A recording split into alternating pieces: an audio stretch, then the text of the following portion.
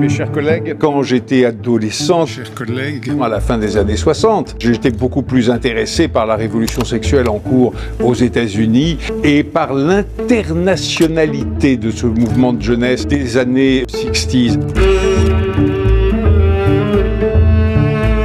L'unité européenne s'est imposée à moi comme une absolue nécessité bien plus tard, en 89, quand j'étais correspondant à Moscou pour Le Monde, et je voyais le bloc soviétique et l'Union soviétique elle-même s'écrouler. Il était normal et inévitable et souhaitable que l'Empire russe arrive à sa fin. Et je me suis dit que s'il n'y avait pas une union politique forte des démocraties européennes auxquelles ce monde éclaté puisse s'arrimer. Et c'est donc en 89 que je suis devenu véritablement un militant de l'unité européenne.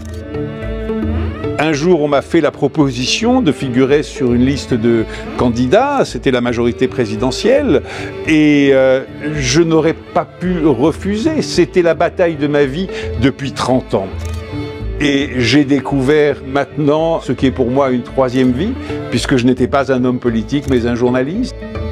J'essaye de le devenir parce qu'en vérité, je suis toujours beaucoup plus journaliste qu'homme politique.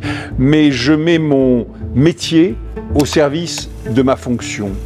J'enquête, j'essaye d'entendre des points de vue différents, j'essaye d'en faire une synthèse et en cela, je suis très fidèle à l'esprit à la fois de l'unité européenne et du Parlement qui sont tous les deux fondés sur la recherche permanente du compromis. Ça me va très très bien, la recherche permanente du compromis.